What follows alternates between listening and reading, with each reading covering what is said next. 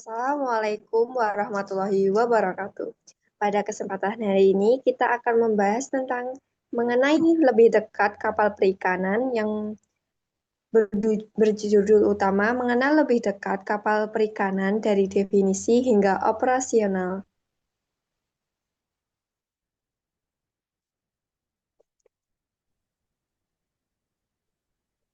Apa sih tujuannya video pembelajaran ini? Tujuan yang pertama ialah meningkatkan pemahaman tentang peran vital kapal perikanan dalam industri perikanan. Yang kedua, memberikan pengetahuan dasar tentang konstruksi dan teknologi yang digunakan. Dan yang terakhir ialah menginspirasi pada bidang maritim dan perikanan.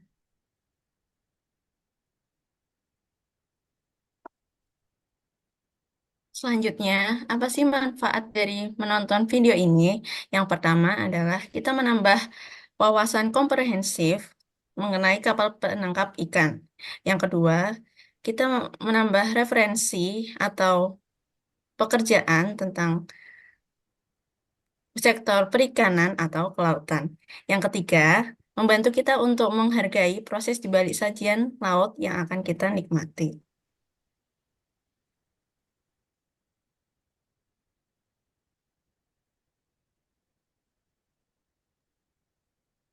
Oke, selanjutnya ada kita mulai dari definisinya. Nah, kapal itu kan ada kapal, perahu, alat apung lain untuk yang digunakan itu juga ada buat penangkapan ikan, budidayakan ikan, pengangkutan ikan, pengolahan ikan, pelatihan atau penelitian perikanan.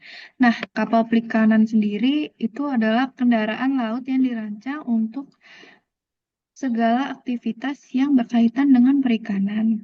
Ini bukan hanya kapal penangkap, tapi juga kapal pendukung seperti kapal pengangkut atau kapal pengolah.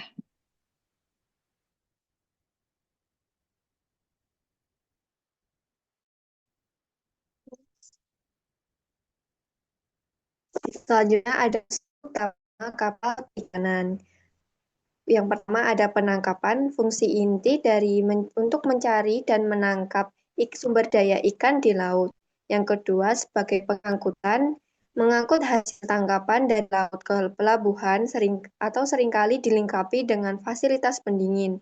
Yang ketiga ada pengelolaan, kapal besar yang mampu mengolah, membekukan, atau mengemas ikan langsung di laut, dikenal sebagai factory vessel. Ya, yang terakhir ada pendukung, seperti kapal latih, kapal penelitian, atau kapal monitoring.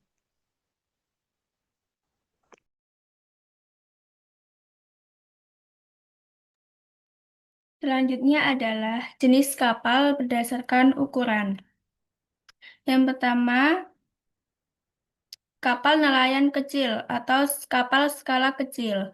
Umumnya kurang dari 5 GT, seperti kapal motor tempel yang biasa digunakan untuk operasi dekat pantai. Yang kedua ialah kapal ukuran sedang atau kapal dengan skala sedang, yakni dengan ukuran 5 GT hingga 30 GT. Biasanya kapal ini beroperasi di zona penangkapan ikan atau ZPI 2 dan biasa digunakan untuk jangkauan operasi yang lebih jauh. Dan yang terakhir ialah kapal ukuran besar atau kapal dengan skala besar, yakni dengan ukuran lebih besar dari 30 GT. Biasanya kapal dengan skala ini beroperasi di ZPI atau zona penangkapan ikan 3 dan mampu berlayar berbulan-bulan di laut lepas dengan teknologi yang lengkap.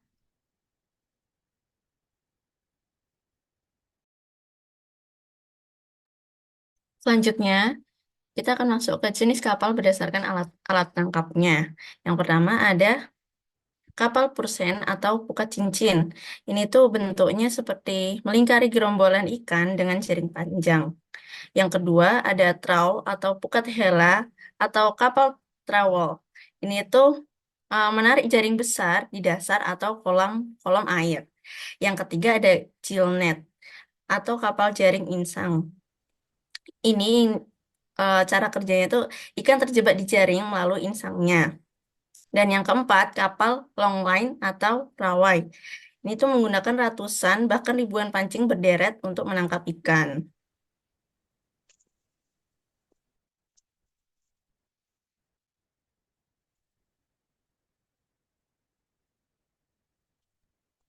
Oke, terus kita lanjut ke bagian-bagian utama kapal.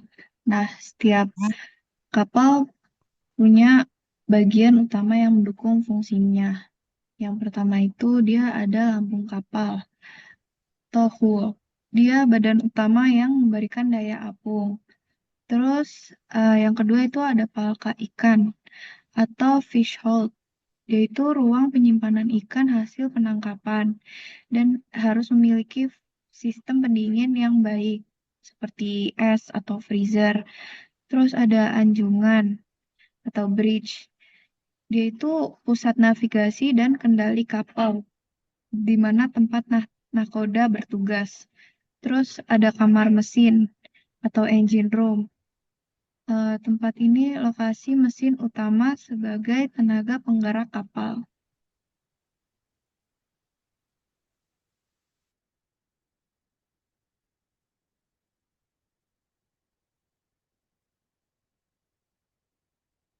Selanjutnya ada material pembuat kapal perikanan.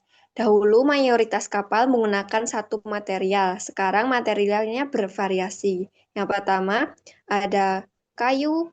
Kayu dikenal sebagai bahan tradisional, mudah diperbaiki, tapi perlu perawatan ekstra dan ketersediaan bahannya semakin terbatas. Yang kedua ada baja. Baja bersifat kuat, tahan lama untuk kapal ukuran sedang hingga besar. Material utama kapal modern sekarang menggunakan baja. Yang ketiga ada FRP atau fiberglass reinforced plastik yang bersifat ringan, minim perawatan, populer untuk kapal ukuran kecil dan sedang. FRP pilihan modern yang ringan dan tahan korosi.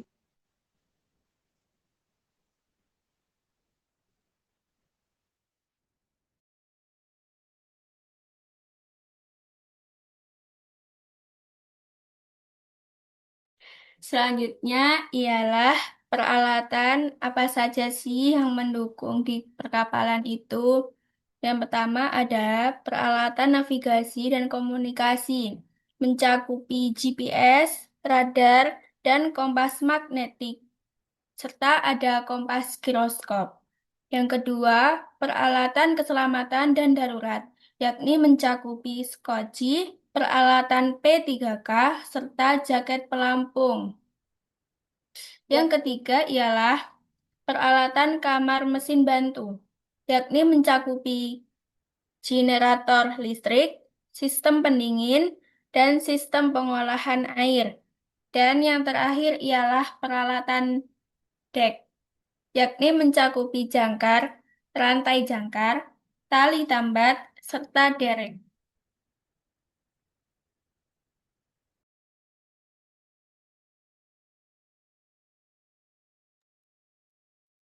Selanjutnya kita masuk ke pengelolaan kapal perikanan.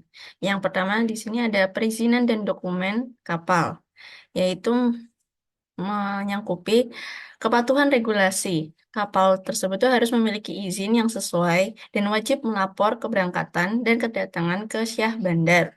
Yang kedua ada monitoring dan logbook. Ini tuh mencakupi pemantauan operasi seperti pencatatan logbook, penangkapan yang akurat, penting untuk pengelolaan sumber daya perikanan yang berkelanjutan.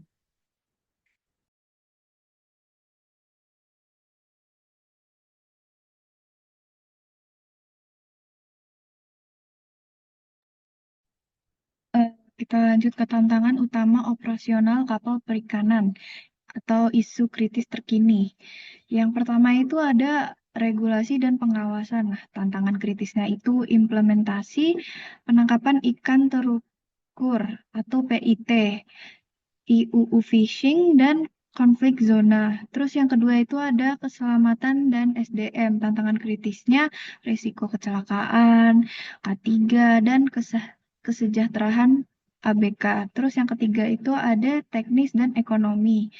Tantangan kritisnya kualitas hasil tangkap, cuaca dan efisiensi, dan akses finansial. Berikut merupakan video aksi penangkapan ikan ilegal oleh kapal berbendera Vietnam yang termasuk dalam isu kritis pada sektor perikanan tangkap, terutama di Indonesia. Petugas Kementerian Kelautan dan Perikanan atau KKP menangkap 2 kapal ikan asing berbendera Vietnam yang diduga melakukan illegal fishing di perairan Natuna, Provinsi Kepulauan Riau. Petugas KKP juga menahan 19 anak buah kapal atau ABK. Saat berpatroli di perairan Natuna, kapal patroli KKP menangkap kapal ikan asing yang sedang melakukan pencurian ikan di wilayah perairan Indonesia. Kapal asing asal Vietnam ini sempat berusaha kabur dengan mempercepat laju kapal sehingga dilakukan penembakan peringatan untuk menghentikan kapal. Dari penangkapan ini petugas berhasil menahan 2 kapal berbendera Vietnam dengan jumlah ABK sebanyak 19 orang serta berhasil menyita ikan hasil tangkapan sebanyak 70 ton ikan.